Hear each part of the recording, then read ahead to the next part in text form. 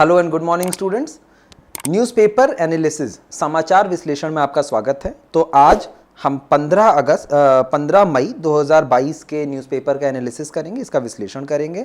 आप देख सकते हैं कि आज की सबसे बड़ी न्यूज़ इस समय चल रही है कि Indian government prohibits export of wheat with immediate effect. ठीक, यहाँ पे आप एक्सपोर्ट का क्या मतलब होता है? इसका मतलब होता है निर्यात।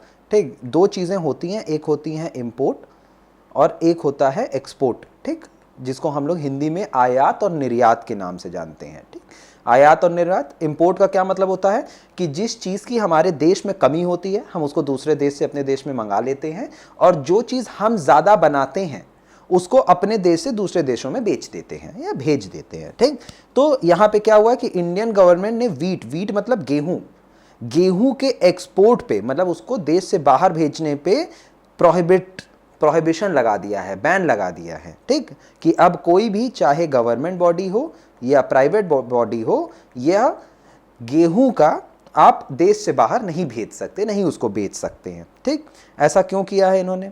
ठीक, इसका जो मिनिस्ट्री ऑफ कॉमर्स है, ministry of commerce and industries है, उन्होंने बताया है कि ग्लोबल मार्केट में गेहूं का प्राइस अचानक से बहुत बढ़ गया है और इसके काफ़ी सारे फैक्टर्स हैं। ठीक, जो हमारा इंटरनेशनल मार्केट है उसमें गेहूं का जो प्राइस है वो बहुत ज़्यादा बढ़ गया है। आइए पढ़ते हैं इसके बारे में। ठीक, यूनियन गवर्नमेंट मतलब सेंट्रल गवर्नमेंट की बात करी जा रही है। इन्होंने बैन कर दिया है गेहूं को बाहर एक्सपोर्ट करने के लिए। ऐसा क्यों हुआ है? क्योंकि सडनली जो ग्लोबल प्राइस है गेहूं का वो बहुत ज़्यादा बढ़ गया है। ऐसा क्यों हुआ है? तो इसमें बताया जा रहा है कि इसमें रशिया और यूक्रेन की वॉर की एक बहुत बड़ी मतलब इंपॉर्टेंट हो सकती है। क्यों? क्योंकि जो ग्लोबल मार्केट था उसमें रशिया और यूक्रेन दोनों ही बहुत बड़े वीट प्रोड्यूसर थे। वीट प्रोड्यूसर मतलब गेहूं के उत्पादक थे, और ज़्यादातर यूरोपियन मार्केट में रशिया और यूक्रेन ही अपना गेहूं सप्लाई करते थे। पर दोनों के जंग की वजह से जो है इस जो सप्लाई थी वो रुक गई है इंटरनेशनल मार्केट में। यूरोपियन मार्केट में गेहूं की बहुत ज़्यादा डिमांड है, क्योंकि आटा, गेहूं से आटा बनता है, आटा से ही रोटी बनती है, आटे से ही ब्रेड बनता है, आटे से ही बिस्कुट बनता है। तो ये हर चीज़, आटे की एक बहुत बड़ी डिमांड थी यूरोपियन मार्केट में, जो कि यूक्रेन और रशिया पूरा करती थी, जो जंग की वजह से इस वक्त रुक गया है। तो सारा दारोमदार इस टाइम इंडिया के पास आ गया है। इंडिया ने एक बहुत अच्छी अपॉर्चुनिटी देखी इसमें कि गेहूं का रेट बढ़ रहा है तो हम एक्सपोर्ट करते हैं। कुछ दिनों तक इंडिया ने एक्सपोर्ट किया भी, पर फिर उसके बाद क्या हुआ कि इन्होंने, भारत सरकार ने देखा कि पहले हम इतनी सारी योजनाएं चल रही हैं जिसमें मुफ्त में गरीबों को अनाज बांटा जा रहा है, तो इन्होंने देखा कि पहले हम अपने भंडार को देखते हैं कि क्या हमारे पास गेहूं पर्याप्त मात्रा में है या नहीं है, और उसके बाद अपना भंडार भरने के बाद हम पहले नेबर रीजन्स को देखते हैं। नेबर जो हमारे अगल बगल की कंट्रीज जैसे बांग्लादेश हुआ, अफगानिस्तान हुआ, क्या इन देशों के पास पर्याप्त रूप में गेहूं है या नहीं है। पहले हम अपने लिए भरेंगे, फिर हम अपने अड़ोसी पड़ोसियों को देंगे, उसके बाद जब बचेगा तब हम एक्सपोर्ट शुरू करेंगे। ठीक, इसमें दो बातें और हुई हैं, आप ये आगे पढ़िए। तो जो हमारे सेक्रेटरी हैं department of food and consumer affairs के, सुधांशु पांडे जी, उनका कहना है कि Russia, Kazakhstan, Argentina, Bulgaria, Turkey, Hungary ऐसे देश ऑलरेडी यह काम कर रहे हैं। ऑलरेडी वो पहले अपने देश की क्षमता देखते हैं कि उनको कितने गेहूं की ज़रूरत है, और उसके बाद जब बचता है तब वो सप्लाई करते हैं। तो हम भी उन्हीं की रणनीति पे काम कर रहे हैं, और हम भी रिस्ट्रिक्ट करेंगे एक्सपोर्ट करना वीट का। वीट मतलब गेहूं का। ठीक, उन्होंने ये भी कहा है कि एक चीज़ और यहाँ पे आई है, यू टर्न की बात। अब देखिए, बहुत सारे ऑफिशियल्स कह रहे हैं कि यू टर्न, इंडिया ने एक यू टर्न मारा है। मतलब पहले वो कह रहे थे कि हमें गेहूं बेचना है, बेचना है, बेचना है। इसके लिए काफ़ी सारे डेलीगेशन मतलब दूत भी निकले थे। मोरक्को गए, टूनिशिया गए, इंडोनेशिया, टर्की और बहुत सारी कंट्रीज़ के पास इंडिया के लोग गए, और वो कहे कि हम अपना गेहूँ बेचना चाहते हैं, आप कितने में खरीदेंगे, कैसे खरीदेंगे, क्या खरीदेंगे, इसकी बातें चल रही थी। फिर अचानक से एक यू टर्न ले लिया इंडिया ने और कहा कि नहीं, हम नहीं बेचेंगे, हम बेचने पे प्रोहिबिट करते हैं, प्रोहिबिशन लगाते हैं कि हम नहीं बेचेंगे अभी फिलहाल। तो इस पे ये कहा गया कि क्या सरकार के बीच में और जो डिपार्टमेंट, जो फूड सिक्योरिटी डिपार्टमेंट है, जो देखता है कि आपके पास पर्याप्त मात्रा में है चीज़ या नहीं है, उनके बीच में तालमेल नहीं है, और इस तालमेल ना होने के कारण यह ऐसी गलत बयानबाजी हो गई। पर इस पे जो ये हैं कॉमर्स सेक्रेटरी हैं BVR सुब्रमण्यम, उन्होंने कहा कि हमारे पास कोई शॉर्टेज नहीं है, हमारे पास गेहूं की कोई शॉर्टेज नहीं है। हाँ, ऑल्दो हर साल के अपेक्षा इस साल गेहूं कम पैदा हुआ है। ऐसा क्यों हुआ है गेहूं कम पैदा? क्योंकि देखिए गेहूं क्या है, एक राबी क्रॉप है। आपको पता होगा कि दो टाइप के क्रॉप होते हैं, एक राबी होता है, एक खारिफ होता है, ठीक। तो गेहूं क्या है, राबी क्रॉप है। राबी क्रॉप को अगर आप देखेंगे तो इसको पैदा होने के लिए क्या टेम्परेचर चाहिए रहता है, लगभग 22 डिग्री से 26 डिग्री के बीच में, ठीक। परंतु इस साल अप्रैल महीने में ही एक हीट वेव आई, उसके कारण 32 डिग्री के आसपास का टेम्परेचर बन गया। 32 डिग्री टेम्परेचर होने की वजह से एक बहुत बड़ा नुकसान पहुंचा है हमारे फसल को, दाने पतले रह गए, जिसकी वजह से जो कि हर वर्ष हम लोग 273 लाख टन गेहूं प्रोड्यूस करते थे, इस बार शुरुआत में हम लोग 190 टन पे ही रुक गए हैं, ठीक।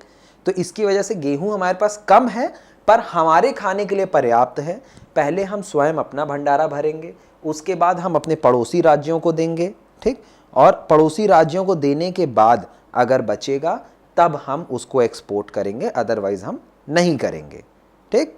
इसमें एक बहुत इंपॉर्टेंट चीज़ कही गई है कि लास्ट ईयर 50% बांग्लादेश का गेहूं भारत से एक्सपोर्ट किया गया था, ठीक। भारत ने दिया था बांग्लादेश को 50% उनके टोटल गेहूं की खपत भारत द्वारा दी गई थी, ठीक। इससे क्या होता है, हमारी डोमेस्टिक मार्केट और नेबरिंग इकोनॉमी दोनों स्ट्रांग रहती है, हम भी स्ट्रांग रहते हैं, हमारे अड़ोसी पड़ोसी भी स्ट्रांग रहते हैं, और इसी कारण से ये हुआ था। और दूसरी चीज़, एक बहुत इंपॉर्टेंट चीज़ और इनका कहना है कि हम ऐसा इसलिए कर रहे हैं कि बैलेंस बना रहे, अनरेगुलेटेड मैनर में कहीं ना चला जाए, कहीं ऐसा ना हो कि हम बहुत सारा एक्सपोर्ट कर दें, पहले हमने गेहूं बेच दिया और फिर पता चला अपने ही देश में कम पड़ गया, फिर वापस मंगाने लगे और महंगे रेट पे खरीदने लगे।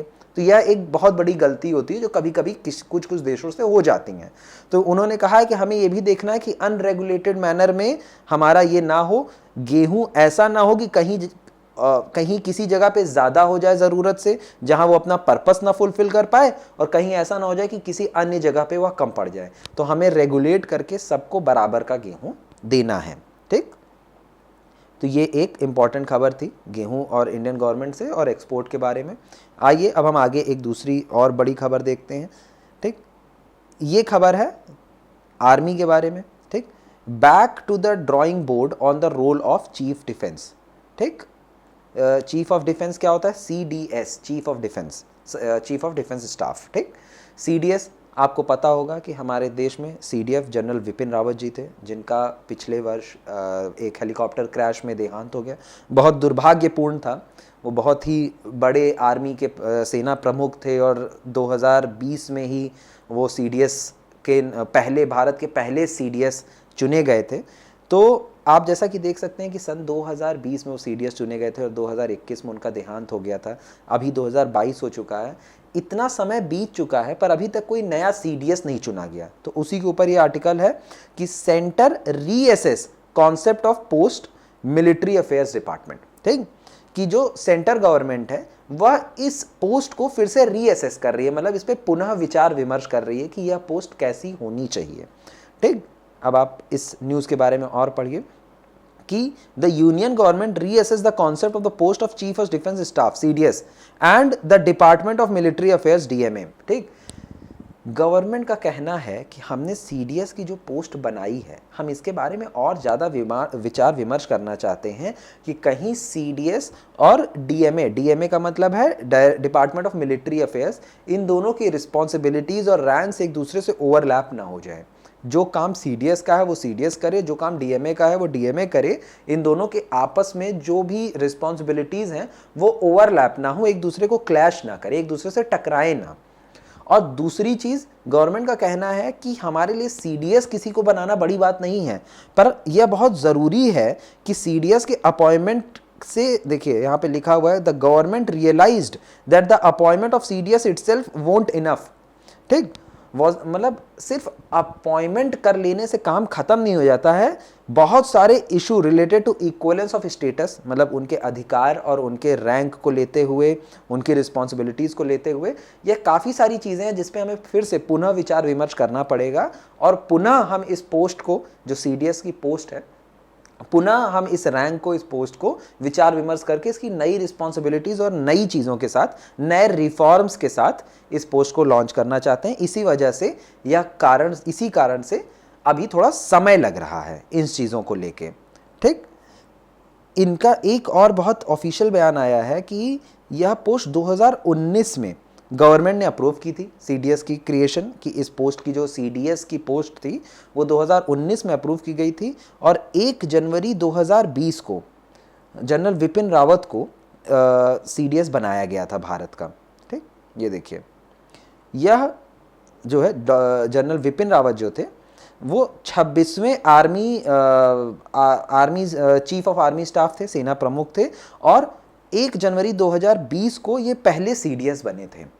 ठीक, जिनका एक बहुत ही दुर्भाग्यपूर्ण 8 दिसंबर 2021 को बहुत ही दुर्भाग्यपूर्ण तरीके से आईएएफ, इंडियन एयरफोर्स की MI-17V5 हेलीकॉप्टर में वह, उनकी पत्नी और मधुलिका रावत और 12 अन्य लोगों का देहांत हो गया था। कहाँ पे हुआ था ये? यह नीलगिरी के पहाड़ों में, जो कि तमिलनाडु में है, वहाँ पे हुआ था। ठीक, तो इस चीज़ों पे इसीलिए तो देहांत होने के बाद 8 दिसंबर 2021 को देहांत हो गया था। आज 15 मई 2022 आ चुका है। इतने समय बीत जाने के बाद भी नए सीडीएस का चुनाव अभी तक नहीं हो पाया है, अभी तक अपॉइंटमेंट नहीं हो पाया है। उसके पीछे गवर्नमेंट ने यही रीज़न दिया है, यही बताया है कि इस पूरी प्रक्रिया पे पॉज लगा दिया गया है, क्योंकि वो नए सीडीएस की रिस्पॉन्सिबिलिटीज़ और रोल्स को पुनः उस पर विचार विमर्श करना चाहते हैं और नए रिफॉर्म्स लाना चाहते हैं कि हम जो नए सीडीएस और डीएमए जो क्रिएट हुआ है, जो कि 5th डिपार्टमेंट है मिनिस्ट्री ऑफ डिफेंस का। देखिए, डीएमए का काम क्या होता है? जो डीएमए है, डीएमए का काम होता है आर्मी के, मतलब जितने भी डिफेंस, आर्मी ही नहीं, जितनी भी डिफेंस सर्विसेज हैं उसके और गवर्नमेंट के बीच का तालमेल बनाना। ठीक, कि आर्मी को क्या चाहिए, वो कैसे ऑपरेट करना चाहती है और सेंट्रल गवर्नमेंट उसको कैसे प्रोवाइड कर सकती है, गवर्नमेंट और आर्मी के बीच का तालमेल बनाना, यह काम दिया गया था डीएमए को कि आप यह तालमेल बनाएंगे। पर काफ़ी सारी चीज़ें थी, काफ़ी सारे अदर थे, और जो सीडीएस की जो पोस्ट थी उसको एज अ एडवाइज़र चुना गया था कि वो डिफेंस मिनिस्टर और जो पार्लियामेंट में chairman of chief staff of committee है, COSC, उसका एडवाइज़र बना के भेजा गया था। तो इनकी नई जो भी इनके रोल्स हैं और रिस्पॉन्सिबिलिटीज़ हैं उसको रीअसेस किया जा रहा है, और इसीलिए इस प्रोग्राम पे, इस नए सीडीएस के अपॉइंटमेंट के लिए उसको अभी रोक दिया गया है, इसीलिए अभी तक इतना समय लग रहा है। ठीक, तो ये वाला भी हमारा क्लियर हो गया। आगे बढ़ते हैं। अब आपको जैसे कि पता होगा कि यूएई यूनाइटेड अरब एमिरेट्स के जो प्रेसिडेंट थे उनका अभी हाल ही में देहांत हो गया। ठीक, यूएई के जो प्रेसिडेंट थे उनका हाल ही में जो है, आपको पता होगा कि जो है मतलब किसी कारण से उनका देहांत हो गया, और शेख मोहम्मद बिन जायद अल नहान जो कि अबू धाबी के हैं, उनको यूएई का नया प्रेसिडेंट चुना गया था। देखिए, यूएई एक्चुअली में 7 राज्यों कह सकते हैं कि 7 शेख के राज्यों से मिलके बना है, जिसमें अबू धाबी आता है, दुबई है, शारजा है, अल कवान है, रस अल खमा है, हाँ, और फुजरा है। 1 2 3 4 5 6 और 6 1 2 अजमान है। अजमान ये 7वां है। ओके, तो ये 7 आप कह सकते हैं कि राज्यों से मिलके एक देश बना है, जिसको हम लोग यूएई कहते हैं, यूनाइटेड अरब एमिरेट्स। ठीक, यह 7 राज्य या राजपाट या शेखों के वो मिला के ये बना है। ठीक, जो है जिसका नया प्रेसिडेंट शेख मोहम्मद बिन जायद अल नहान को चुना गया है। ठीक, अभी शेख खलीफ बिन 73 वर्ष की उम्र में शेख खलीफा बिन जायद अल नहान 73 वर्ष की उम्र में उनका निधन हो गया, जिसके बाद उनके हाफ ब्रदर, मतलब भाई को, शेख मोहम्मद बिन जायद अल नहान को यूएई यूनाइटेड अरब एमिरेट्स का प्रेसिडेंट चुना गया है। चलिए, ये इतनी इंपॉर्टेंट न्यूज़ नहीं है अभी फ़िलहाल आपके पॉइंट ऑफ व्यू से, इसको हम लोग और आगे देखते हैं। ये जो न्यूज़ मैं अभी आपको दे रहा हूँ, ये एक बहुत बढ़िया और बहुत इंपॉर्टेंट न्यूज़ है, ठीक। Pardon and remission, pardon and remission, who grants them. Pardon क्या होता है?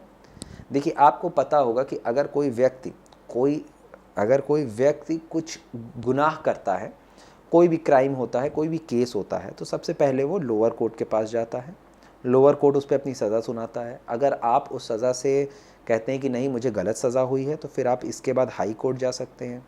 हाई कोर्ट उस पर फिर से विचार करता है, केस चलता है, उस पर सज़ा सुनाता है। अगर आप उस सज़ा से भी आपको लगता है कि नहीं मुझे गलत सज़ा सुनाई दे रही, तो आप सुप्रीम कोर्ट जा सकते हैं। अगर सुप्रीम कोर्ट भी आपको सज़ा सुना देता है, तो उसके बाद एक अंतिम में एक रास्ता बचता है। ये काम आप हाई कोर्ट के बाद भी कर सकते हैं और सुप्रीम कोर्ट जाने के बाद भी कर सकते हैं कि आप प्रेसिडेंट से या गवर्नर से, ठीक, आप एक मर्सी मतलब दया की गुहार लगा सकते हैं। प्रेसिडेंट से और गवर्नर से एक मर्सी की, दया की गुहार लगा सकते हैं कि साहब मुझ पे दया की जाए। तो इसी के ऊपर ये एक पूरा इतना बड़ा सा आर्टिकल आया है द हिंदू में, इसको हम बात करते हैं, ठीक। आइए, पार्डन एंड रिमिशन, आप एक एक करके इसको बहुत ध्यान से सुनिएगा। ये आपके संविधान में भी है, ठीक, ये आपके संविधान में भी बहुत इंपॉर्टेंट टॉपिक है और आज के पेपर में आ गया है और बहुत इलेबोरेट फॉर्म में आया है, तो इसको आज मैं यहीं समझा रहा हूँ। ये बहुत इंपॉर्टेंट टॉपिक है। What is the scope of pardon powers, ठीक। देखिए, प्रेसिडेंट और गवर्नर दोनों के पास कुछ स्पेशल पावर्स होती हैं, कुछ शक्तियाँ होती हैं, ठीक। देखिए, जो हमारे प्रेसिडेंट होते हैं उनको आर्टिकल 72 में ये पावर दी जाती है, ये शक्तियाँ हैं उनके पास कि वह किसी को भी pardon, reprieve, respite, रेमिशन, suspend, remit या कम्यूट कर सकते हैं। देखिए, इतने सारे चीज़ों का यूज़ हुआ है, ठीक।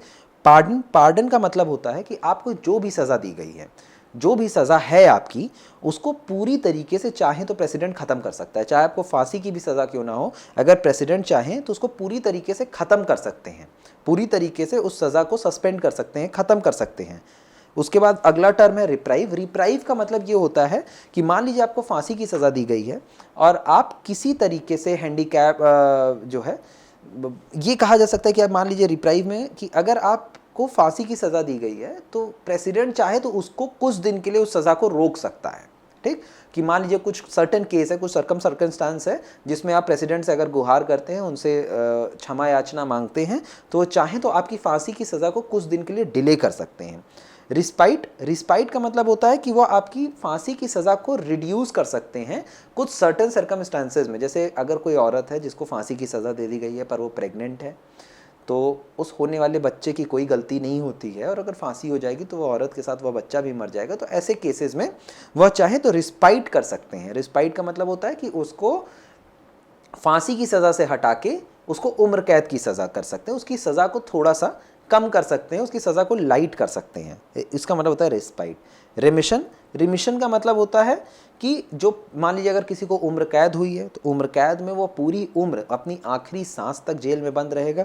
तो अगर ऐसे केस में चाहे प्रेसिडेंट तो उस सज़ा को कम कर सकते हैं कि मतलब ठीक है, इनको उम्र कैद से ना करके इनको 20 साल की सज़ा कर दी जाए, इनकी 14 साल की कर दी जाए, 10 साल की, चाहे तो सज़ा का ड्यूरेशन भी कम कर सकते हैं। या ठीक, उसके बाद हुआ कम्यूट का मतलब है कि जो भी पनिशमेंट आपको मिली है उसको कम करके वह पनिशमेंट से छोटी पनिशमेंट करवा सकते हैं। तो ये सारी पावर्स जो हैं प्रेसिडेंट को दी जाती है, ये सारी पावर्स प्रेसिडेंट के पास है।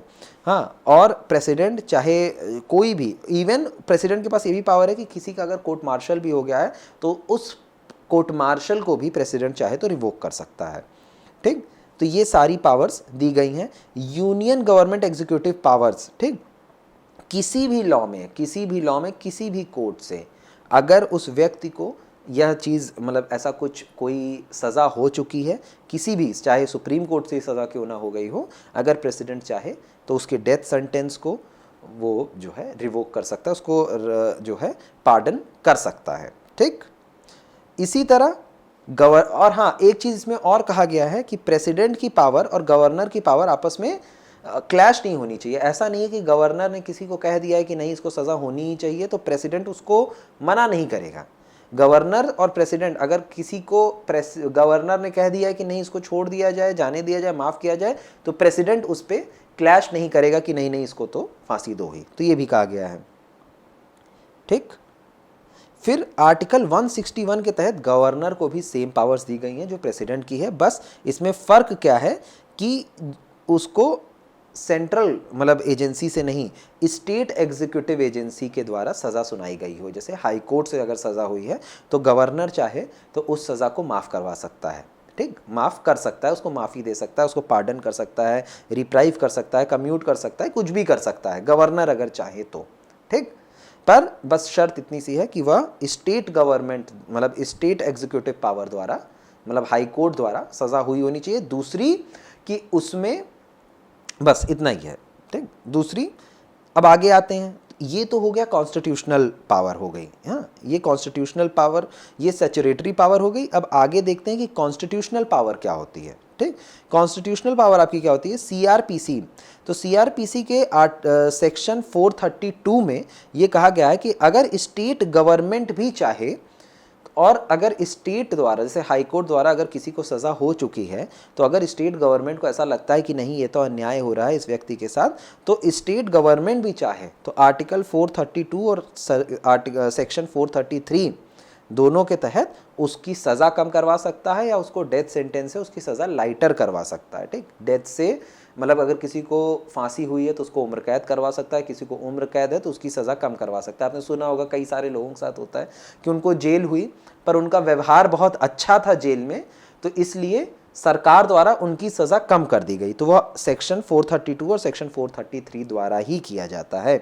पर इसमें एक क्लॉज और है, सेक्शन 435 कहता है कि जो प्रिजनर है उसको अगर सीबीआई ने इन्वेस्टिगेट करके उसकी केस बनाया है और अगर सीबीआई के इन्वेस्टिगेशन द्वारा उसको सज़ा हुई है, तब आपका सेक्शन 433 और 432 तब तक काम नहीं करेगा जब तक आप सेंट्रल गवर्नमेंट से उसकी परमिशन नहीं ले लेते।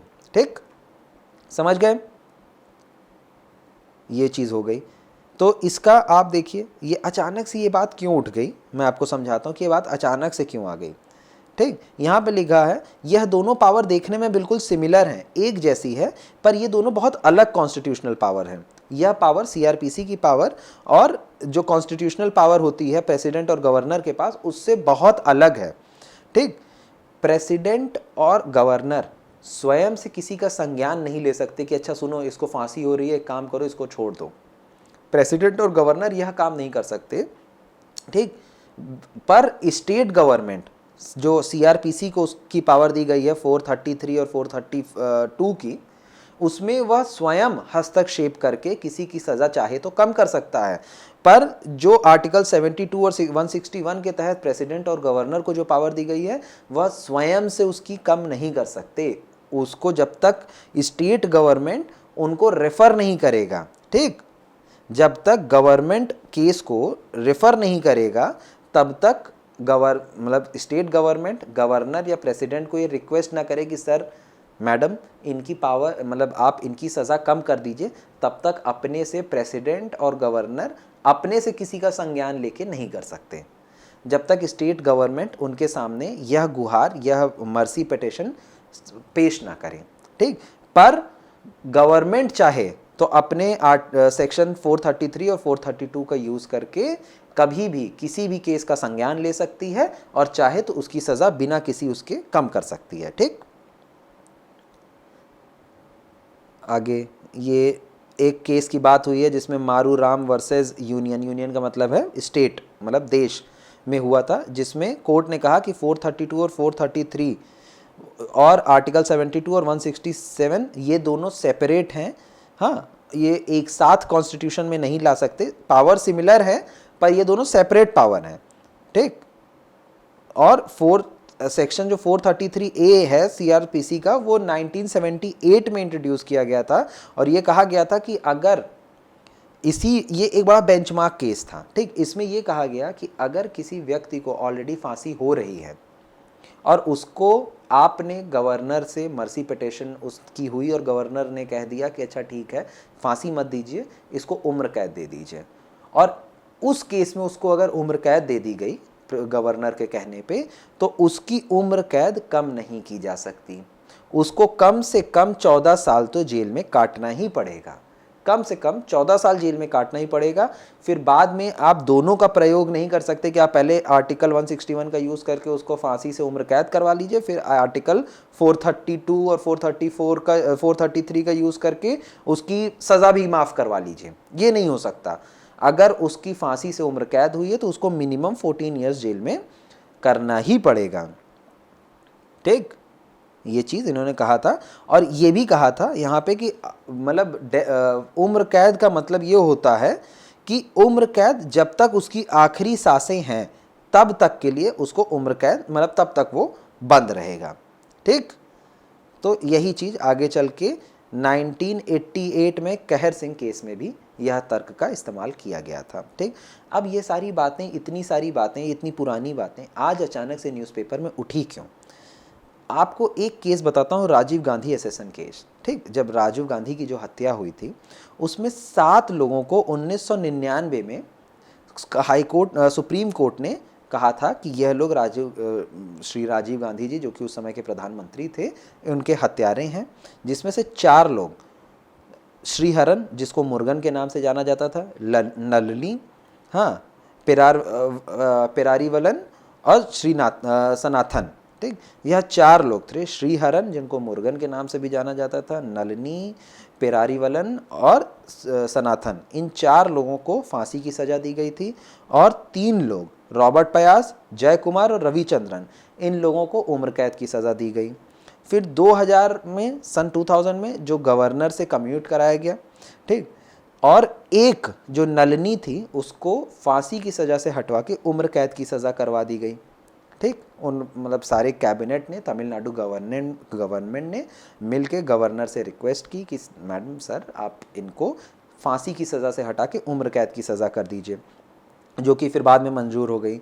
जो 3 लोग थे वो 3 लोगों को फिर भी फांसी की सज़ा ही थी, और वो लोग अपनी मर्सी पिटिशन प्रेसिडेंट को दिए थे कि सर, मतलब मर्सी प्रेसिडेंट से इन्होंने रिक्वेस्ट की थी कि हमें जो है हमारे ऊपर दया किया जाए, हमारे ऊपर मर्सी की जाए और हमें भी वो जो है फांसी से हटा के उम्र कैद कर दी जाए। ठीक, 2014 में सुप्रीम कोर्ट ने इस सेंटेंस से श्रीहरन, परिवरन और सनातन को भी फांसी से हटा के 2014 से उम्र कैद में कन्वर्ट कर दिया इनकी सज़ा, कि चलो ठीक है तुम लोगों को भी उम्र कैद होती है। ठीक, फिर तब की चीफ मिनिस्टर जयललिता थी, उन्होंने डिसाइड किया कि मैं इन 7 लोगों को, इनकी उम्र कैद को कम करवा के इनको रिहाई करवाऊंगी। तो उन्होंने, स्टेट गवर्नमेंट ने, क्योंकि इसमें सीबीआई का एक अहम रोल था, सीबीआई ने इसकी इन्वेस्टिगेशन की थी, तो जैसा हमने पीछे पढ़ा कि सेक्शन 432 और 433 के तहत ऐसे स्टेट गवर्नमेंट चाहे तो ऐसे लोगों की सज़ा कम करवा सकता है, पर अगर सीबीआई इन्वॉल्व है तो उसको सीबीआई पहले सेंट्रल गवर्नमेंट से परमिशन लेनी पड़ेगी। तो वो तब की स्टेट गवर्नमेंट ने सेंट्रल गवर्नमेंट को उसके ओपिनियन के लिए एक लेटर लिखा और कहा कि इसमें हमें अपना ओपिनियन बताइए, हम सेक्शन 435 के तहत सीबीआई ने इन्वेस्टिगेट किया है तो हमें आपका ओपिनियन लेना है कि इसमें क्या है। सेंट्रल गवर्नमेंट ने इनकार कर दिया कि नहीं, हम तो ऐसा नहीं कर सकते, हम इन लोगों को नहीं छोड़ेंगे, इनको जो सज़ा है वही रहेगी, ऐसा कोई वो नहीं है। तो आगे चल के इन्होंने चैलेंज कर दिया, तो और इसकी यूनियन मिनिस्ट्री ने फॉर्मली इस प्ली को रिजेक्ट कर दिया कि हम ऐसा नहीं करेंगे और हम रिजेक्ट करते हैं। हाँ, अब आगे देखिए, सितंबर 2018 में स्टेट गवर्नमेंट ने सोचा कि हम आर्टिकल 161 को इवोक करेंगे। ठीक, हम आर्टिकल 161 को इवोक करेंगे और गवर्नर से कहेंगे और गवर्नर द्वारा ये रिक्वेस्ट करेंगे कि इन 7 लोगों को छोड़ दिया जाए और इनकी सज़ा कम कर दी जाए। ठीक, 2018 के बाद से ऐसा कोई जवाब नहीं आया गवर्नर की तरफ से कि इनकी वो कम की जाए। तो उसके बाद 2021 में 3 साल बाद गवर्नर जो है 2021 में फिर से इस चीज़ पे एक केस हुआ और ये पूछा गया कि आखिर जब इनको माफ़ी दे दी गई है गवर्नर की तरफ से और ऑलरेडी कंसिडर कर लिया गया है तो इनको छोड़ा क्यों नहीं गया अभी तक। तो 3 साल के बाद गवर्नर द्वारा यह पता चला कि उन्होंने प्रेसिडेंट को रेफ़र कर दिया है इस चीज़ के लिए कि ये, क्योंकि ये एक पार्लियामेंट्री ऑफेंस है, तो इसके लिए इन्होंने इमीडिएटली, हाँ मतलब जो है प्रेसिडेंट को रेफ़र कर दिया। तो अब इसी चीज़ का एक सुप्रीम कोर्ट में केस चल रहा है कि क्या गवर्नर प्रेसिडेंट को रिफ़र कर सकता है कि नहीं, और क्या ये जो रेमिशन है वो गवर्नर आर्टिकल 161 के तहत दे सकता है या नहीं। तो इसीलिए इतनी सारी चीज़ें आज के आर्टिकल में आई। ये बहुत इंपॉर्टेंट आर्टिकल है, आपके संविधान में भी ये चीज़ बहुत इंपॉर्टेंट है और एज अ न्यूज़ भी ये बहुत इंपॉर्टेंट है, इसलिए आज हम इसको डिस्कस कर रहे हैं। तो आज अब हम यहीं पे इस वीडियो को ख़त्म करते हैं, और ऐसे ही न्यूज़ एनालिसिस के लिए आप हमारे साथ जुड़े रहिए, हमारे चैनल को सब्सक्राइब करिए। Thank you very much.